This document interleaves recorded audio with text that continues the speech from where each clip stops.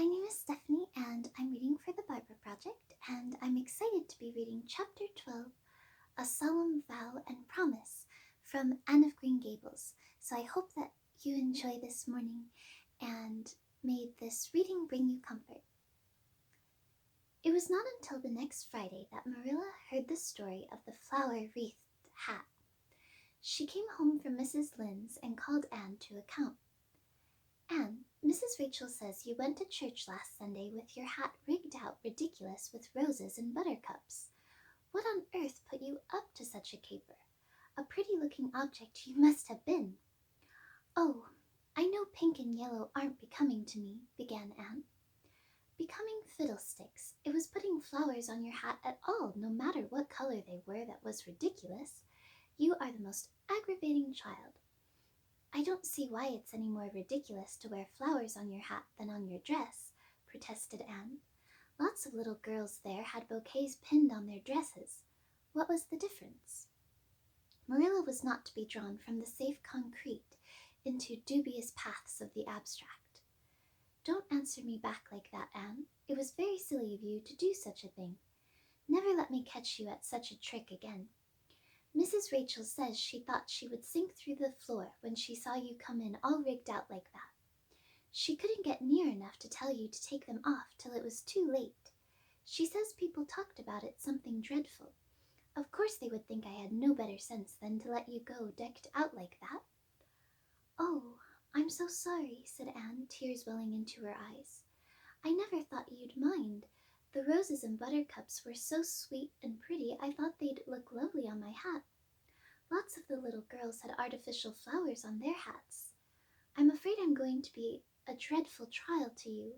Maybe you'd better send me back to the asylum. That would be terrible. I don't think I could endure it. Most likely I would go into consumption. I'm so thin as it is, you see. But that would be better than being a trial to you. Nonsense, said Marilla, vexed at herself for having made the child cry. I don't want to send you back to the asylum, I'm sure. All I want is that you should behave like other little girls and not make yourself ridiculous. Don't cry any more. I've got some news for you. Diana Barry came home this afternoon. I'm going up to see if I can borrow a skirt pattern from Mrs. Barry, and if you like you can come with me and get acquainted with Diana. Anne rose to her feet with clasped hands, the tears still glistening on her cheeks. The dish towels she had been hemming slipped unheeded to the floor. Oh, Marilla, I'm frightened. Now that it has come, I'm actually frightened. What if she shouldn't like me? It would be the most tragical disappointment of my life. Now, don't get into a fluster, and I do wish you wouldn't use such long words. It sounds so funny in a little girl. I guess Diana will like you well enough. It's her mother you've got to reckon with. If she doesn't like you, it won't matter how much Diana does. If she had heard about your outburst to Mrs. Lynde and going to church with buttercups round your hat, I don't know what she'll think of you. You must be polite and well-behaved and don't make any of your startling speeches. For pity's sake, if the child isn't actually trembling. Anne was trembling. Her face was pale and tense. Oh, Marilla, you'd be excited too, if you were going to meet a little girl you hoped would be your bosom friend and whose mother mightn't like you, she said as she hastened to get her hat. They went over to Orchard Slope by the short cut across the brook and up the Furry Hill Grove. Mrs. Barry came to the kitchen door in answer to Marilla's knock. She was a tall, black-eyed, black-haired woman with a very resolute mouth. She had the reputation of being very strict with her children. How do you do, Marilla? She said cordially. Come in. And this is the little girl you have adopted, I suppose. Yes, this is Anne Shirley, said Marilla. Spelled with an E, gasped Anne, who, tremulous and excited as she was determined there should be no misunderstanding on that important point. Mrs. Barry, not hearing or not comprehending, merely shook hands and said kindly, How are you? I am well in body, although considerably rumpled in spirit. Thank you, ma'am, said Anne gravely. Then aside to Marilla in an audible whisper, There wasn't anything startling in that, was there, Marilla?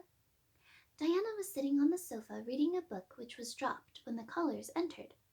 She was a very pretty little girl with her mother's black eyes and hair and rosy cheeks, and the merry expression which was her inheritance from her father.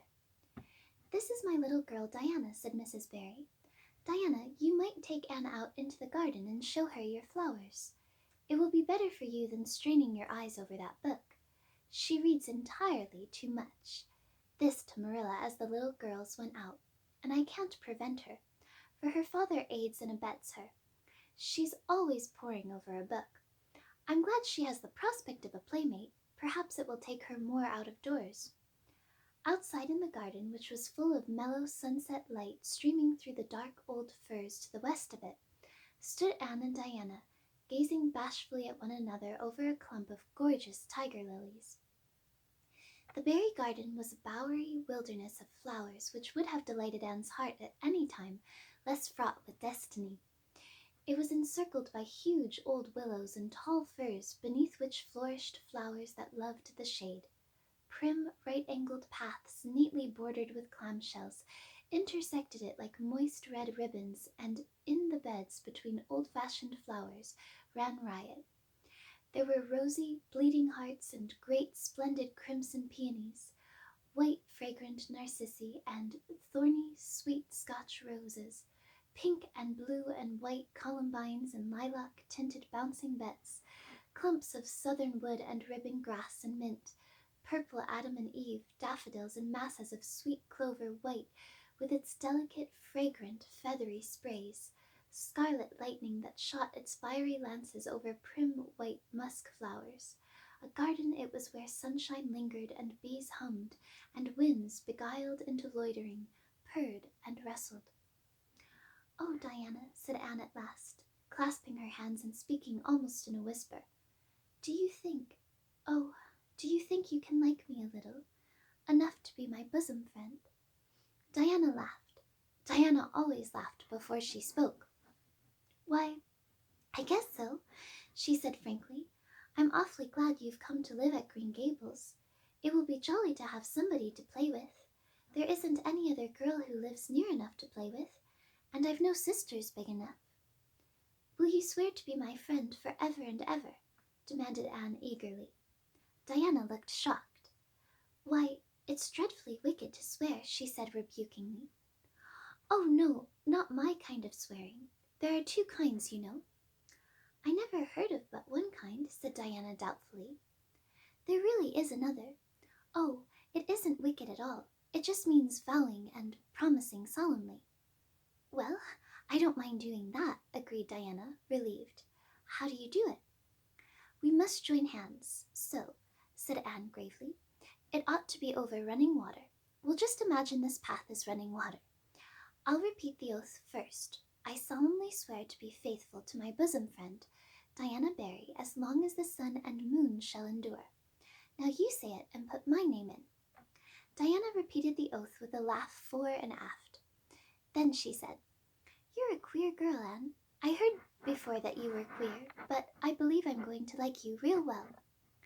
When Marilla and Anne went home, Diana went with them as far as the log bridge. The two little girls walked with their arms about each other. At the brook they parted with many promises to spend the next afternoon together. "Well, did you find Diana a kindred spirit?" asked Marilla as they went up throughout the garden of Green Gables. "Oh, yes," sighed Anne, blissfully unconscious of any sarcasm on Marilla's part. "Oh, Marilla, I'm the happiest girl on Prince Edward Island this very moment. I assure you I'll say my prayers with a right good will tonight. Diana and I are going to build a playhouse in Mr. William Bell's birch grove tomorrow. Can I have those broken pieces of china that are out in the woodshed? Diana's birthday is in February and mine is in March. Don't you think that is a very strange coincidence? Diana is going to lend me a book to read. She says it's perfectly splendid and tremendously exciting. She's going to show me a place back in the woods where rice lilies grow. Don't you think Diana has got very soulful eyes? I wish I had soulful eyes. Diana is going to teach me to sing a song called Nellie in the Hazel Dell. She's going to give me a picture to put up in my room. It's a perfectly beautiful picture, she says, a lovely lady in a pale blue silk dress. A sewing machine agent gave it to her. I wish I had something to give Diana. I'm an inch taller than Diana, but she is ever so much fatter. She says she'd like to be thin because it's so much more graceful, but I'm afraid she only said it to soothe my feelings. We're going to the shore some day to gather shells. We have agreed to call the spring down by the log bridge the Dryad's Bubble. Isn't that a perfectly elegant name? I read a story once about a spring called that. A dryad is a sort of grown up fairy, I think. Well, all I hope is you won't talk Diana to death, said Marilla. But remember this in all your planning, Anne. You're not going to play all the time, nor most of it. You'll have your work to do, and it'll have to be done first. Anne's cup of happiness was full, and Matthew caused it to overflow. He had just got home from a trip to the store at Carmody, and he sheepishly produced a small parcel from his pocket and handed it to Anne, with a deprecatory look at Marilla. I heard you say you liked chocolate sweeties, so I got you some, he said. Humph, sniffed Marilla. It'll ruin her teeth and stomach. There, there, child, don't look so dismal. You can eat those since Matthew has gone and got them. He'd better have brought you some peppermints. They're wholesomer. Don't sicken yourself eating them all at once now. Oh, no, indeed I won't, said Anne eagerly. I'll just eat one tonight, Marilla, and I can give Diana half of them, can't I? The other half will taste twice as sweet to me if I give some to her. It's delightful to think I have something to give her. I will say it for the child, said Marilla when Anne had gone to her gable. She isn't stingy. I'm glad for of all faults I detest stinginess in a child. Dear me, it's only 3 weeks since she came, and it seems as if she'd been here always. I can't imagine the place without her. Now, don't be looking I told you so, Matthew. That's bad enough in a woman, but isn't to be endured in a man. I'm perfectly willing to own up that I'm glad I consented to keep the child, and that I'm getting fond of her. But don't you rub it in, Matthew Cuthbert. The end.